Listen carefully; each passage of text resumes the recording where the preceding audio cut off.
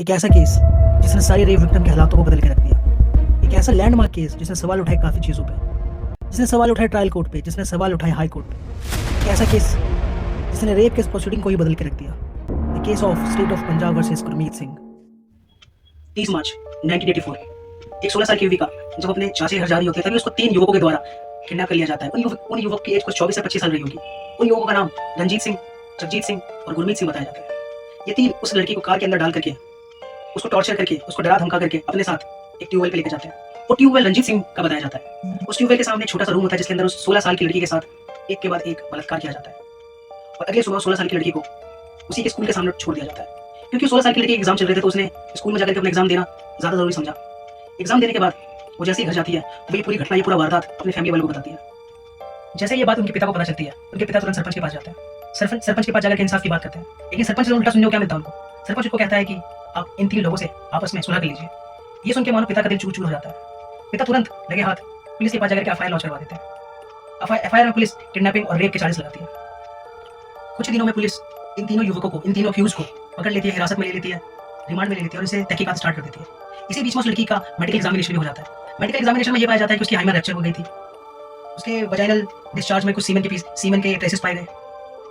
लेकिन इन सब के बावजूद जब केस जैसे ये केस ट्रायल कोर्ट और हाई कोर्ट पहुंचता है वहां पे इन तीनों अक्यूज को बाइज्जत बरी कर दिया जाता है।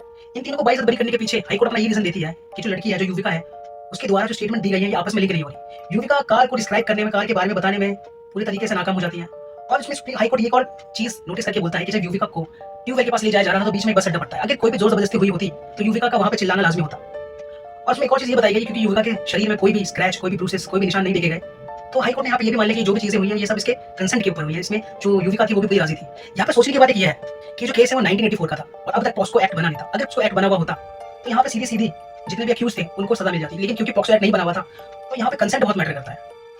फिर ये केस आगे पहुंचता है, इसको चैलेंज किया जाता है सुप्रीम कोर्ट में। तो जैसे ये सुप्रीम कोर्ट में पहुंचता है, सुप्रीम कोर्ट इसमें अपनी गाइडलाइंस देती है और वो ये बोलती है कि जो भी जजमेंट दिया गया है हाई कोर्ट और ट्रायल कोर्ट के द्वारा ये एकदम बेसलेस है, इसकी कोई भी इसके पीछे रीजनिंग नहीं है। यहाँ पे सुप्रीम कोर्ट ये कहता है कि इसमें हाई कोर्ट के द्वारा, ट्रायल कोर्ट के द्वारा बहुत बड़ी मिस्टेक हुई है और आखिरकार सुप्रीम कोर्ट वो तीनों अक्यूज को पनिश करता है, उनको रेप चार्ज में कन्विक्ट कर देता है। ये केस का जो मेन सिग्निफिकेंस, जो बहुत इंपॉर्टेंट बात है वो ये है कि इस केस के आज के बाद जितने भी रेप केस आएंगे उसमें कोई भी लड़की से, कोई भी विक्टिम से बिल्कुल भी ऐसे इनसेंसिटिव क्वेश्चन नहीं पूछे जाएंगे जो उसकी डिग्निटी को हर्ट करे, उसकी फीलिंग्स को हर्ट करे, उसको ट्रॉमेटाइज करे।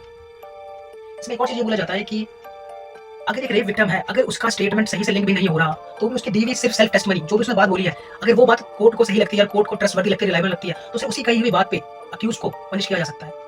हर बार एविडेंस का सही से लिंक होना, सही से वेल कोऑपरेटेड होना मैटर नहीं करता, हर बार जरूरी नहीं होता। और पहले जो एक टेस्ट हुआ करता था जिसको 2 फिंगर टेस्ट कहा जाता था, जिसमें 2 फिंगर इंसर्ट करके फीमेल की वजाइनल मसल की इलास्टिसिटी को चेक किया जाता था, उसको यहाँ पे सुप्रीम कोर्ट ने बोला कि एकदम अनरीजनेबल है, एकदम डिस्करेज कर दिया कि इसका कोई फायदा नहीं है।